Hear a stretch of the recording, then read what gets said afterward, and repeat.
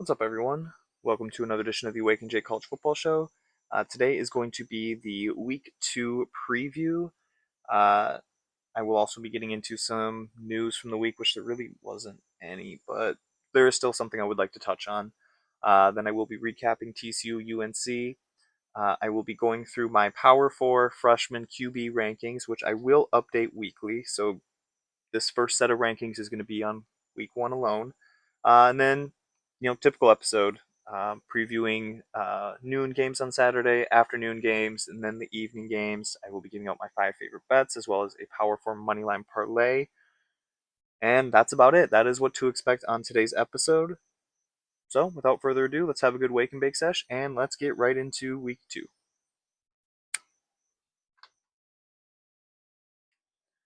Alrighty, starting with news and notes. Again, it's not really news, but I do feel like we need to touch on this.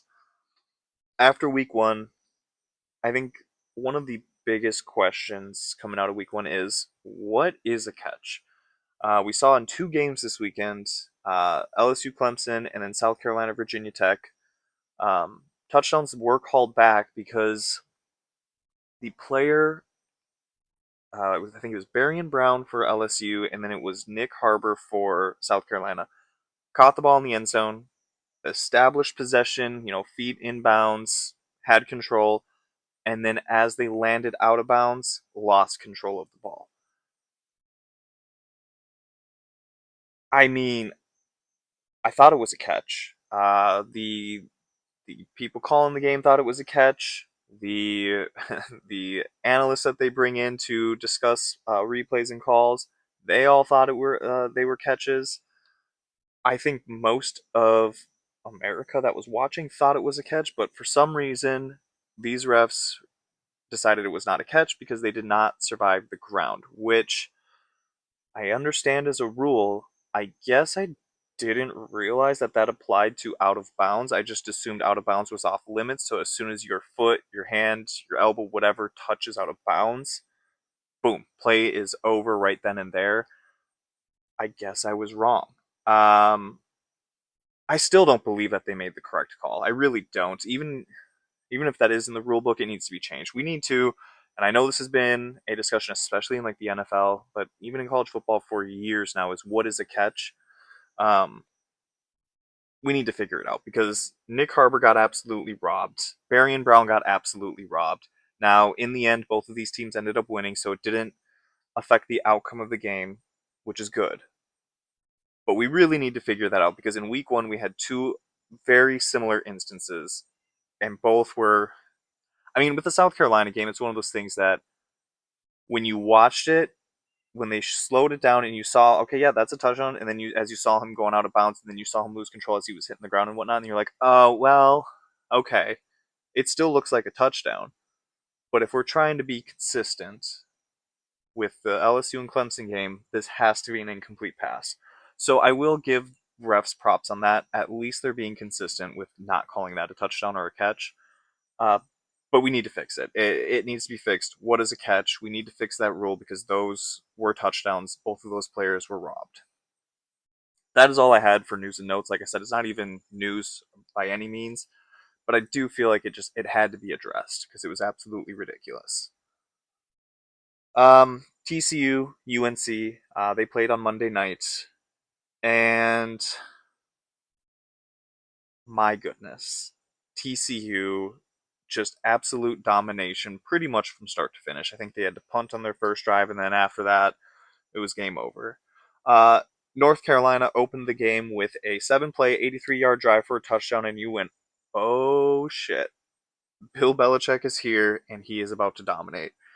And then they proceeded to get 15 total yards of offense the rest of the first half. It was that first drive is literally all they had that whole game, essentially. We'll get into more of that in a sec. Um, Offense was brutal, absolutely brutal. Gio Lopez struggled. 3 turnovers for this North Carolina offense, 2 of which were returned for touchdowns. Pick six and a fumble recovery. They were 1 for 10 on third down, and the running backs combined for 21 carries, 61 yards, which comes out to be less than 3 yards per carry, which is not good. Now, I knew going into the season that Gio Lopez was going to be the starter because obviously it was announced.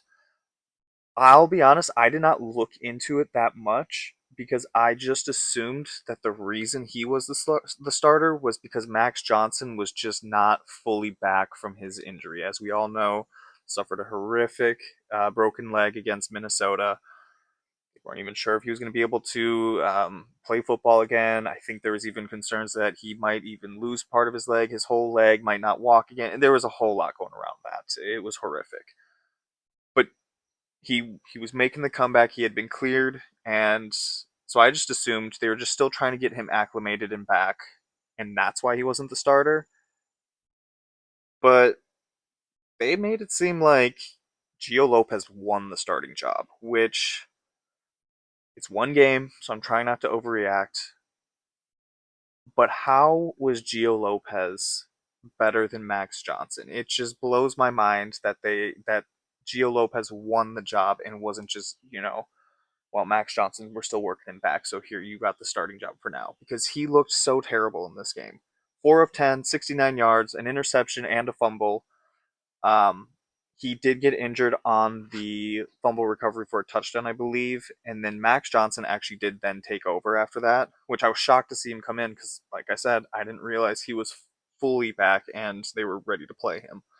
Uh, he proceeded to go 9 of 11 for 103 yards and one touchdown. And the offense looked so much more comfortable, so much more. Well, I mean, they scored on his first drive, and he was 9 of 11 compared to 4 of 10. That just tells you everything you need to know. The offense looked so much better with him in the game.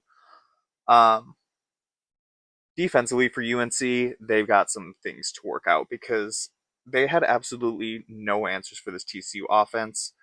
Explosive play after explosive play. They went into halftime down. I don't remember exactly what the score was, but it wasn't close. It was one of those things like, all right, UNC needs to start strong in the second half. They need to stop TCU on this opening drive of the third quarter and then get something going on offense. And TCU busted out a 75-yard run right off the bat where the guy might not have been touched. It just shout out to TCU's offense. Shout out to their defense as well. Just an absolutely great win for TCU all around. Absolutely brutal look for Bill Belichick and UNC. I hate to see an all-time coach go out like this, but his start at North Carolina is not looking great. Uh, Sucks to see. Okay, so didn't do this last year. Going to try to do it this year. See how it goes. I am going to start, and this is a lot inspired by Drake Lindsay. Um, Power Four freshman quarterback rankings. This will be updated weekly, and obviously, as the season goes on, we are going to have more freshman quarterbacks probably taking over starting jobs because of injuries, this or that, or seeing more playing time. Uh, and when that happens, I will start to incorporate them in. In week one, we did have a lot of freshmen that did see playing time at the end of games in garbage time. I'm not including them in this. This is starters only, with one exception, which we will get into. So starting at number one, I've got Jaron Sangapulatelli. I've gotten a lot better. Uh, if you're wondering why I have him at number one, all I'm going to say is go and watch. If you don't want to watch the whole Cal Oregon State game, I understand. It wasn't a great game. Go watch his highlights at least, or just every single throw he made. Absolutely beautiful. I'll say it right now, I don't think he is at Cal next year if the season continues the way it's going. Let's just put it that way. He is going to get plucked by a bigger team, a better team that is willing to pay a lot for him. So far, it's looking good. Number two, this one, if I'm going to be completely honest, he probably will not be at this spot. Well, actually, he might because of who they're playing this week. In a few weeks, he's probably going to be further down this list. He has the potential, but I did want to give him his props because Bear Bachmeyer went 7 of 11 for 97 yards, which is not great. I mean, it's fine. But 3 passing touchdowns, 2 rushing touchdowns. I think he had like 30 something yards on the ground. Um, Impressive. Yes, it was against Portland State, but I'm going to give him his props. Accounted for 5 touchdowns. Bryce Underwood coming in at 3. Honestly, nothing really to say other than he just had a very solid game against New Mexico. There was nothing crazy about it, nothing that blew, if you looked at it and you went, whoa, when you're watching, it was a good game. I mean, he had a very solid game against New Mexico.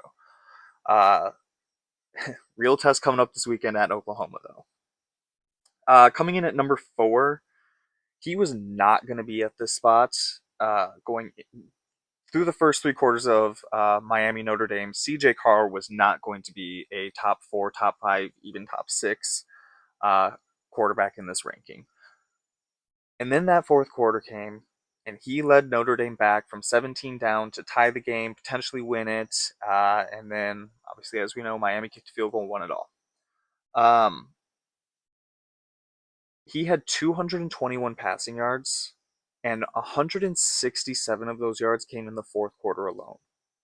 Absolutely insane. The beginning of the game, it was all throws behind the line of scrimmage, within like 5 yards of the line of scrimmage. It was They're very quick throws out of his hand as quick as possible. Now he did make some plays. That does show that he is a redshirt freshman. You saw it. Still has some things to work out, but the fact that he was able to lead them back in that fourth quarter comes in at number 4. Coming in at number 5, some might say this is bias.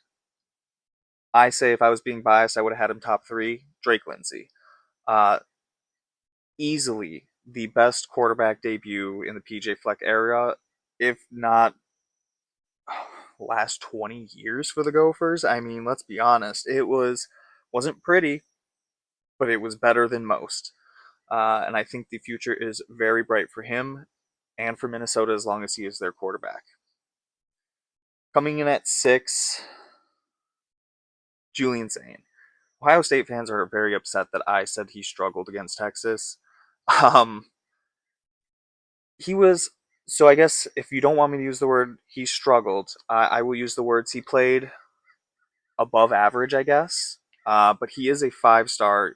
Now people say he was going against top 5, top 10 defense. I may have even said those words, but in reality, we don't actually know if Texas is a top 5 or top 10 defense. We can assume, we think they are, but we don't actually know yet. And you don't know that through just one game, even if it was Ohio State. In the end, he played above average. He didn't really elevate that offense that much per se or at all.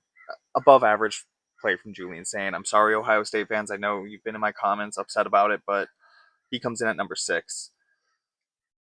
This next one, if I'm being completely honest, will probably not be. Well, he'll probably be at the bottom for a little while because Haas Haney played only 1 quarter before going out with injury. Sounds like he's going to be out for a little while. I don't know. He's got a broken foot, so I don't even know if he's coming back. So he's probably going to stay in the mix for a minute until we kind of figure out what's going on with him, but he's probably going to be dropping out of this list. Um, Malik Washington coming in at 8. It was a good performance. Nothing too crazy. It was against a not so great Florida Atlantic team. Um, I mean, he played good, but it just nothing stood out for me to bump him up in the rankings yet. And then bringing up the rear, Zane Flores, Oklahoma State quarterback. Now, he's kind of controversial because he technically is a third-year player, but he redshirted his freshman year. He got a medical hardship or waiver last year, so third-year player, but he is a redshirt freshman, so we're going to count him. He took over at quarterback after Haas Haney got hurt. Uh, so he is going to be the starter moving forward. So he will be incorporated a lot more, but his performance was just eh. It feels like after Haas Haney went out, Oklahoma State just kind of lost their luster in that game. It was a little disappointing. So that is my Power 4 freshman QB rankings. It is just after 1 week. It will be adjusted weekly. Like I mentioned, we will incorporate more quarterbacks as the season goes on. Uh, so getting into week 2 preview. Starting with so there was no Friday games that really jumped out to me, so we're just going straight into Saturday. So Saturday noon slate, starting with Illinois at Duke. Duke is a 3.5 point underdog at home. Duke opened up with I think it was 45-17, something like that against Elon, which is what you want to expect from them. Um, Started slow in the first half and then just really turned it on that second half, and Elon couldn't do anything in that second half. It's what you see a lot in week one, essentially, is you see teams come out of the gates, they start slow, it's closer at halftime than people would like, and then that second half, the better team wins and wins by a lot. Illinois opened up against Western Illinois. They win 52-3. That Illinois just dominated from start to finish. Throwing the ball, they looked great. Running the ball, they looked great. Nothing could be stopped. They were just flying all over that Western Illinois defense, which is what you expect from a good team. Now, because Duke played Elon and because Illinois played only Western Illinois, it is hard to grasp what either of these teams are going to be like, just because we did see some teams play some lower competition this last weekend, but you kind of got an idea of what their identity is gonna be, or what their plan is, or how they're even gonna look. And then you had some teams like these guys who just destroyed the teams that they played. So it's hard to get a grasp. Uh, I think what's going to happen in this game is Manny Diaz's defense is obviously really good, as we know. He's always had good defenses. I think we are not going to see Illinois score 52 points this week. That I'm going to almost guarantee. Um, and I'm also going to guarantee that Duke is not going to score 45 or whatever it is that they scored. Um, both of these, we will not see the domination from either side. My question is going to be Darian Mensah in this one, because transferred in from Tulane, where, yes, Tulane, you could argue, plays a higher level of G5 football than most, um, but you're still making that jump to Power 4, and this is your first start at a Power 4 level against Illinois. I don't remember exactly who Tulane played last year. I know they played Kansas State at one point, so they did play Power 4 teams. I don't know that they played any Big Ten teams, and I'm not sure who from the SEC that they played. So I think this game is going to be somewhat of a defensive battle because Duke's defense is good. I'm not sure how Darian Mensah is going to do against Illinois. I do think Illinois is going to win this game in the end, um, but it's probably going to be a lower scoring game. Baylor at SMU. SMU is a 2.5 point favorite at home. Baylor opened the season against Auburn at home. I covered the game, and if you watch the game, you know that Baylor's defense got absolutely demolished by Auburn's offense. Uh, Not through the air, through running the ball. And who did the most damage? It was their quarterback, Jackson Arnold.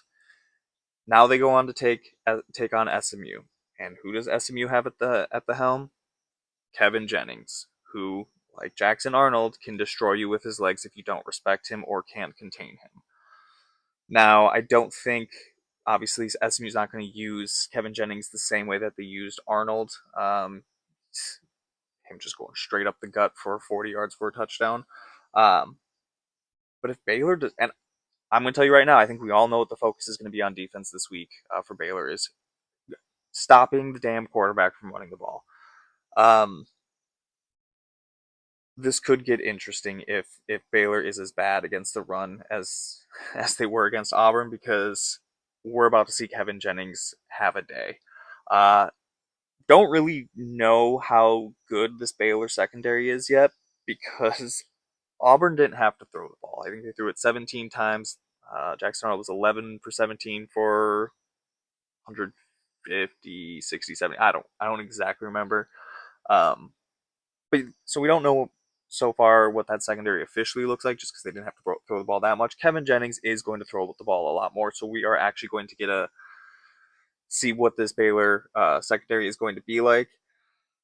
Uh, Sawyer Robinson last week did start slow against Auburn.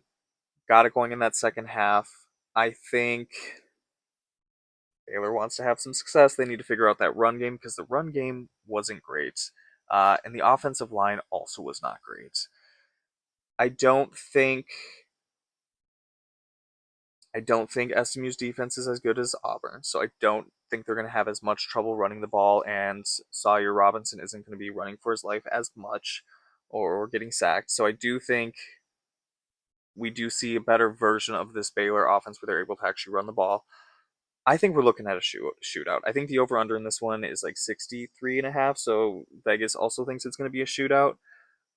Based on what we saw from Baylor's defense, they're going to get absolutely destroyed by Kevin Jennings' legs. And just based on the little I know about SMU going after just one game, but what I do know from last year and going into this year, what I'm predicting, the defense isn't going to be fantastic. I mean, it's not going to be like a top 25 defense, but I think both teams are going to be able to move the ball. I think this could has the potential to be a high scoring game. I don't have a winner in this one. Um, I want to lean Baylor just because I was so high on Baylor going into the season. So I guess, you know what? Baylor. Baylor wins this one. It's a shootout. It's close ish. It's a one score game, but Baylor wins. Iowa at Iowa State. Iowa State is a 2.5 point favorite at home. I love having a rivalry game this early in the season. Now, overall, Iowa has absolutely dominated this series, but Iowa State has split the last four, so they're 2-2 in the last four. Um, we've already got to see Iowa State play twice now, and overall they've looked pretty damn good. The defenses have looked defenses. The defense has looked good in those last two, or in these first two games. Rocco Beck, we already knew he was good last year with his two NFL wide receivers. Again, I've said it over and over. It was my concern heading into the season. I'm not necessarily. They played South Dakota last week, so we're taking this as a grain of salt. But he was 19 of 20, just absolutely slinging it everywhere. He has been good. Um, and we know he's good, but he really has been good these last 2 weeks. And stop me if you've heard this one before, and I already said I might be wrong on this. Iowa might not have a quarterback. Mark Gronowski just did not look good against U Albany, which, mind you, U Albany is an FCS team. Mark Gronowski was in the FCS for the last 4 years. I'm pretty sure he's played U Albany before, and I don't know his stats in that game, but I can guarantee he probably didn't struggle like he did when he was with Iowa. I don't know why Iowa has this curse around them that they can't get a quarterback. Maybe it's maybe it's Kirk Ferentz. I don't know. Um, Going into the season, I was so confident that Iowa would win this game against Iowa State because I was not high on Iowa State and I was high on Gronowski and Iowa, which is so stupid. It's one game. I'm trying not to overreact. But after a very small sample size of this season, I think Iowa State wins this one.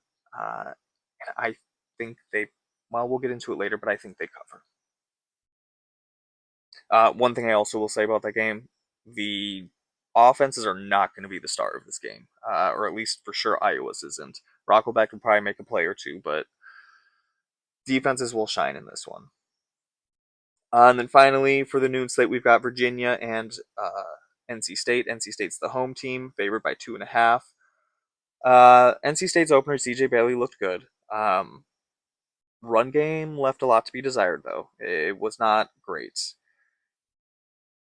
I don't typically talk special teams, but their kicker starting the season 1 for 3, brutal. Just you go on a drive and there's nothing more demoralizing than you can't quite score a touchdown, so you got to settle for that field goal, and you're kind of upset about that. And then the kicker goes out there and misses. That's just gotta suck. Need to fix that. 1 and 3 to start the season is not ideal.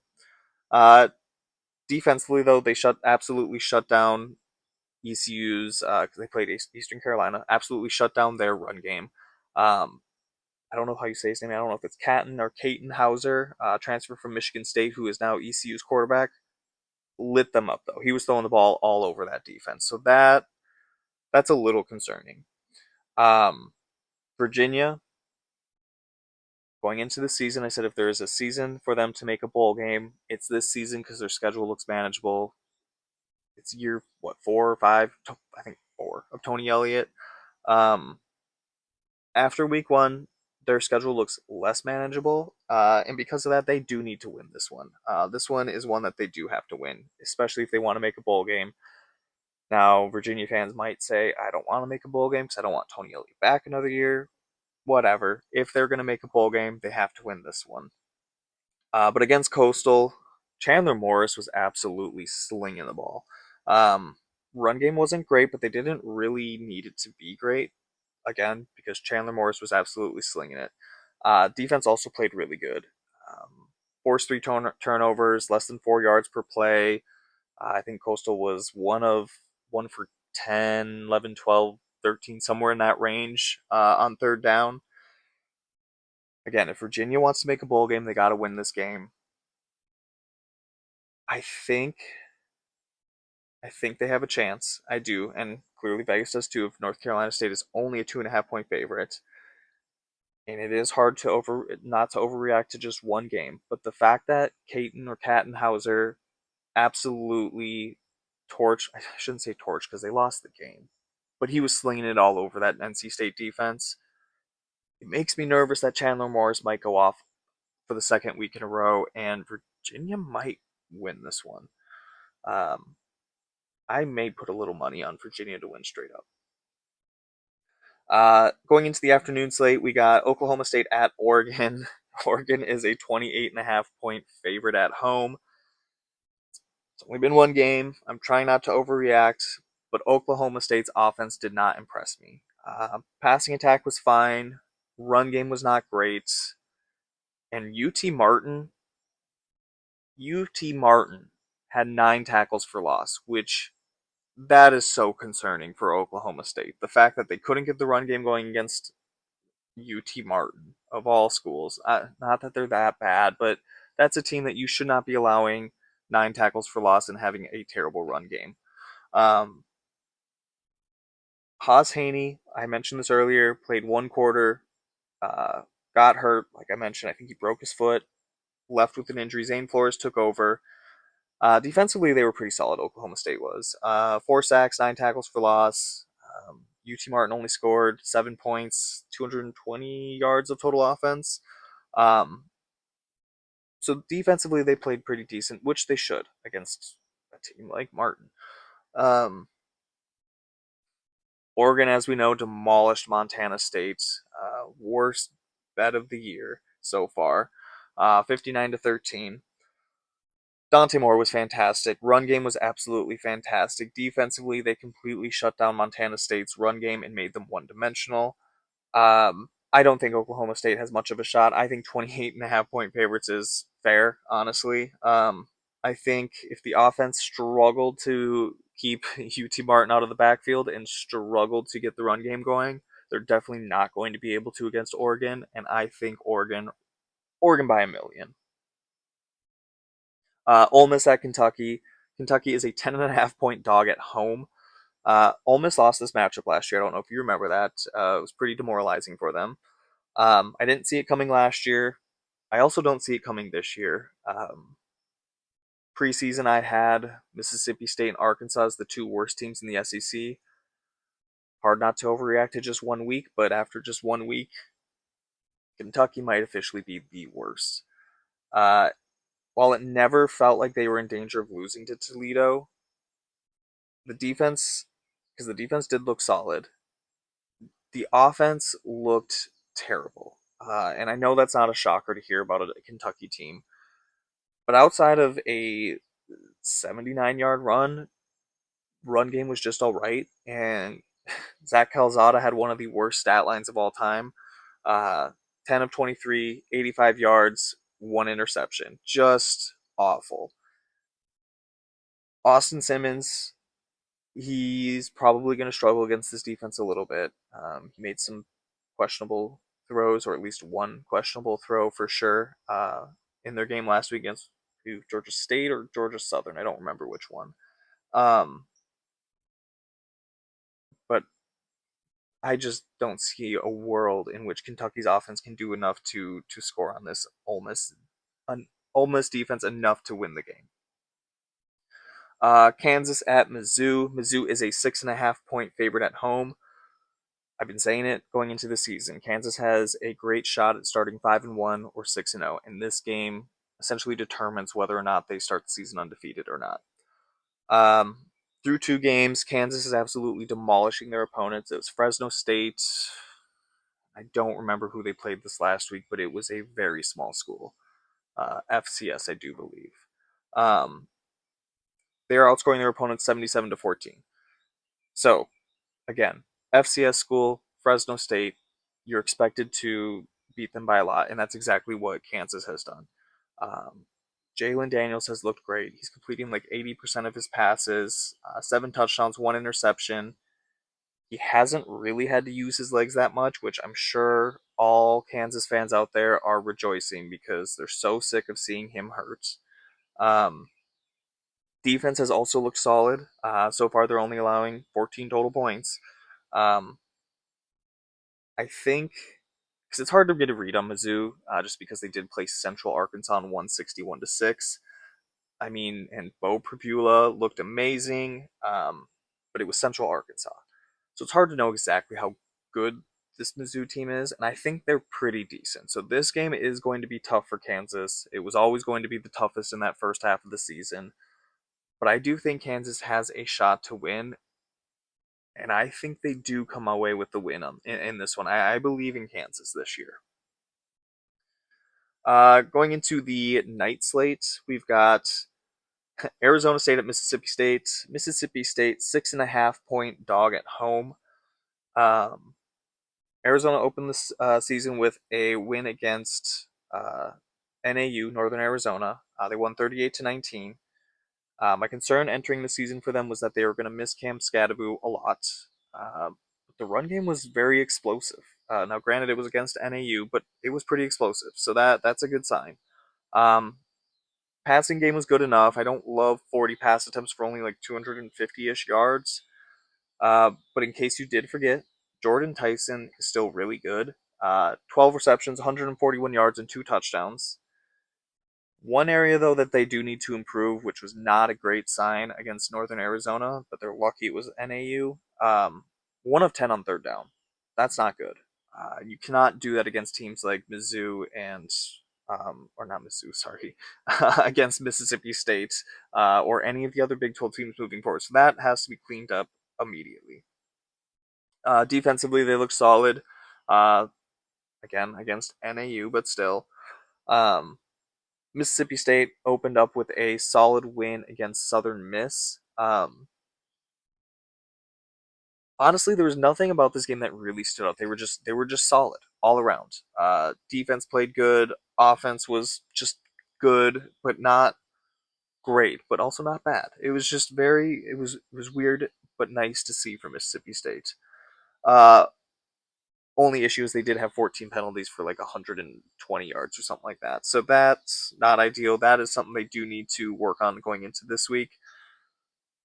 But I think Mississippi State's going to put up quite the fight in this one. And I'm not going to say officially that they're going to win, but I wouldn't be shocked if by Saturday I place a little money on Mississippi State to win straight up. All right. And then we got Vanderbilt at Virginia Tech. Virginia Tech is a 1.5 point favorite at home. I mean, last week we saw for Vandy, they just absolutely beat up on Charleston Southern, 45-3, which is what you want. Absolutely dominated on the ground, dominated through the air. Defense allowed only 135 total yards. They looked great, but again, they should. It was Charleston Southern. Virginia Tech, as we know, lost to South Carolina, 24-11.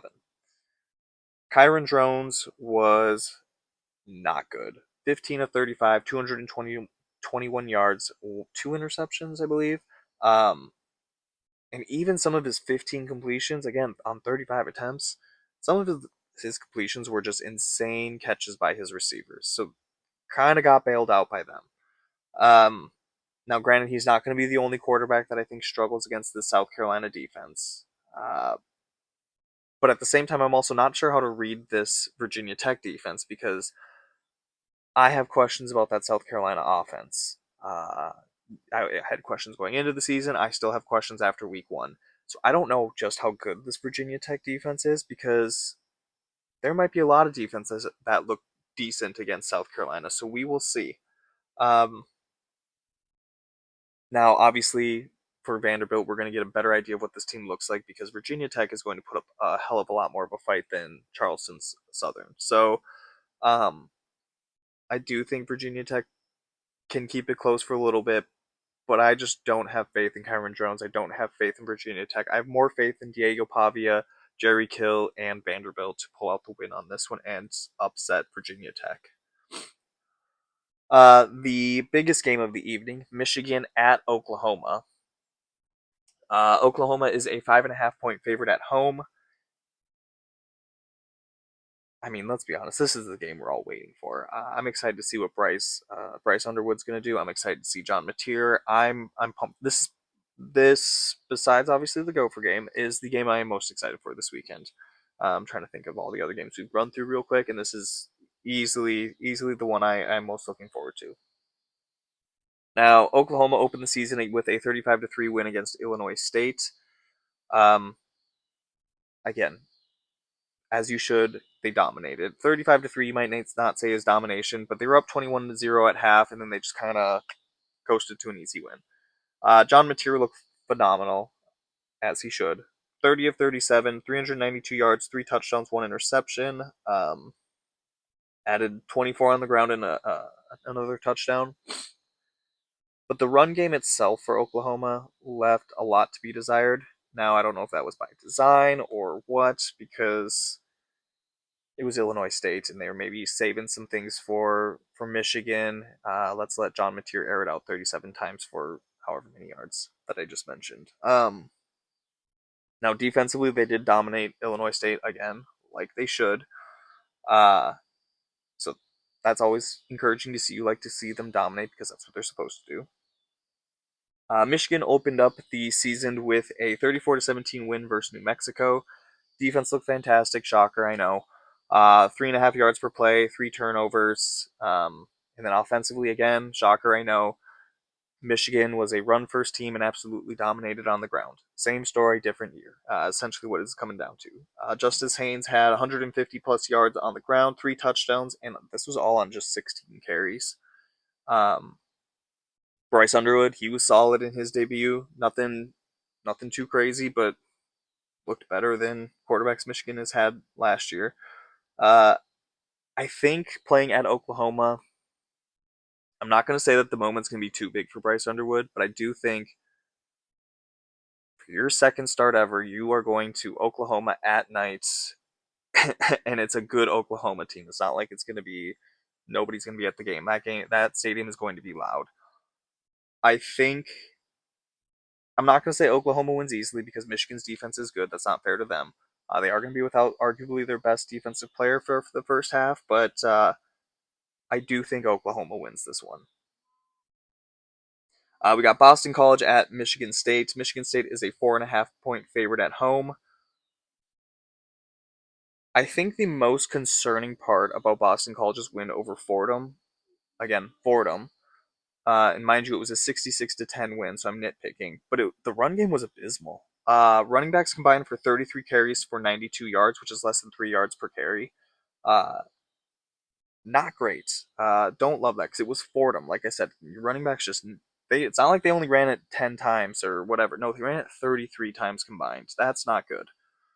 Now, for Michigan State, let's just say they're lucky they opened the season with Western Michigan because the offense was just okay. 4 of 13 on third down, 2 turnovers, only scored 23 points. I just expected more from this offense, so I think it's good that they started against Michigan, Western Michigan, and not an actually good team. Uh, Defense was good. Kept Western Michigan from converting third downs.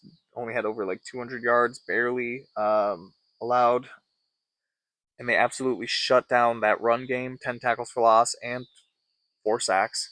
So Michigan State's defense looked good. Offense left a lot to be desired. With this one,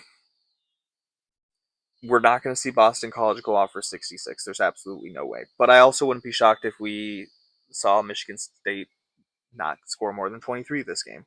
I think Michigan State is going to win. I'm giving them the advantage because one, they're at home, obviously, but I do think their defense is good enough that if Boston College could not get their run game going against Fordham, they're not going to get it going against a Michigan State defense. And I think when you can make a team one dimensional, it makes it a lot harder to win. And I don't know that Boston College necessarily has the firepower to only throw it against Michigan State. Final game of the day: Stanford at BYU. BYU is a 20 and a half point favorite at home. Bear Bachmeyer leads BYU against the team that he originally signed with out of college. I don't know how many of you know that, but he signed with Stanford and then transferred immediately. So he is still a true freshman. He never really was at Stanford. Um, so now Stanford gets a first-hand look of what could have been. Now I do have Bear, as I mentioned earlier, in my as my number 2 quarterback in the freshman QB rankings. That being said, though, they did not ask him to do much against a much inferior opponent. They just tried to get him comfortable, which he looked pretty comfortable. 7 of 11, just under 100 yards, 5 total touchdowns. Great to see. Stanford is technically a step up in competition, believe it or not. Um, I don't think it's a big enough step that BYU or Bear struggles in this game, especially since Stanford's defense, I guess, is fine. So maybe they struggle a little bit. But Stanford offensively was so bad against Hawaii, and they're only going to be worse against BYU, I feel like. If I had to do a power ranking of all the Power 4 quarterbacks, Ben Gulbranson would be a bottom 5 quarterback just for his performance alone against Hawaii. Now, I guess if Stanford can establish a run game, which they are known to be pretty decent at, maybe they can cover. But I don't have any faith in Stanford to cover, to win anything in this one. So yeah, that is my week 2 preview. It's hard. It's hard, in the first couple weeks to pick good games just because there's not a lot of them. But once we start getting into conference play, I am going to be struggling to pick which games to cover. But still a decent slate this weekend for the few games that we do have. So I am really excited for that, especially Oklahoma and Michigan. Now, I also struggle with betting at the beginning of the season, just because you are guessing a lot of the times with these ones, whereas later in the season you can actually make educated guesses. Right now you're just guessing. Last week I went 2-3. P4 parlay didn't hit. Um, I will be better. I got to be better. It's just hard that first week of the season. You're making a lot of guesses. So going into this weekend, here are my 5 favorites. I got Syracuse minus 6.5 at minus 114. I know I didn't cover the Syracuse game, but they are playing UConn. The way they looked against Tennessee, there's no way that they don't win by more than a touchdown. Vandy plus 1.5 at minus 115. I mentioned it earlier. I do think Vandy wins this game straight up, but I will take them to cover 1.5. Kansas State, we didn't cover this game either. Under 31.5 at minus 136. Now that number is a little high.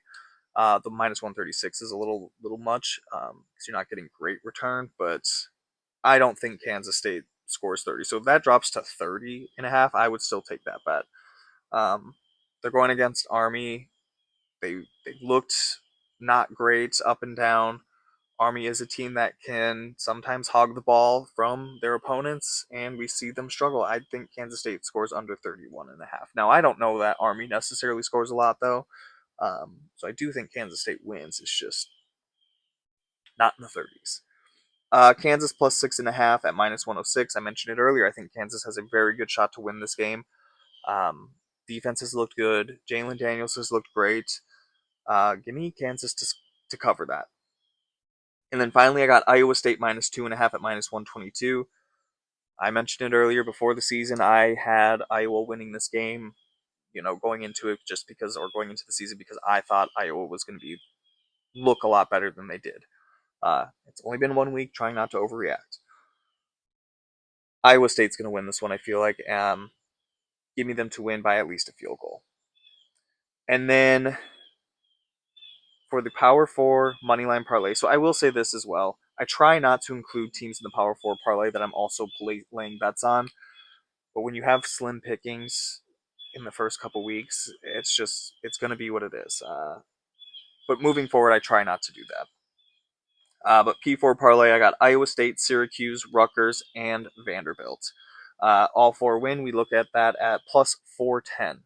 So again, moving forward, I'm trying not to use teams that I'm also placing bets on and then include them in the Power Four parlay. I don't like to do that.